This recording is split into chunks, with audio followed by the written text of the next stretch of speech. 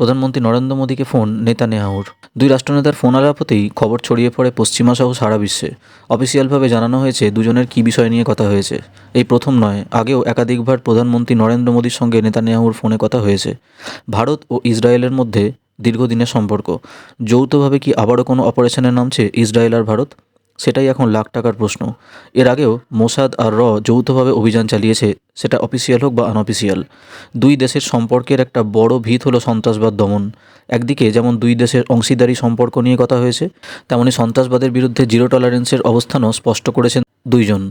দুই দেশের প্রধানমন্ত্রী জানিয়েছেন কোনোভাবে সন্ত্রাসবাদ সহ্য বা বরদাস্ত করা হবে না। প্রধানমন্ত্রী মোদীর সঙ্গে ইসরায়েলের প্রধানমন্ত্রীর ফোনালাপ প্রমাণ করল যে ভারত ইসরায়েলের সম্পর্ক কেবল আনুষ্ঠানিক নয়, বরং কৌশলগতভাবে জড়িত। সন্ত্রাসবাদের বিরুদ্ধে লড়াইয়ের যৌথ প্রতিশ্রুতি দুই দেশের মধ্যে আস্থা এবং সহযোগিতাকে শক্তিশালী করেছে। দুই নেতা ভবিষ্যতে নিয়মিত যোগাযোগ বজায় রাখার বিষয়েও সম্মত হয়েছেন। 2017 সালে ভারত সফরে এসেছিলেন বেঞ্জামিন নেতানিয়াহু। সেই সময় দুই নেতা দ্বিপাক্ষিক কৌশলগত অংশীদারিত্বের উপর বেশ কিছু চুক্তিও স্বাক্ষর করেন। দুই রাষ্ট্রনেতার ফোনালাপে পশ্চিম এশিয়ার বর্তমান পরিস্থিতি নিয়েও আলোচনা হয়েছে। প্রধানমন্ত্রী মোদী জানিয়েছেন, ভারত বরাবর চিরস্থায়ী শান্তির প্রচেষ্টাকে সমর্থন করে। গাজায় শান্তি পরিকল্পনা যাতে দ্রুত বাস্তবায়িত হয় তার উপরেও জোর দিয়েছেন নরেন্দ্র মোদী এবং নেতানিয়াহু।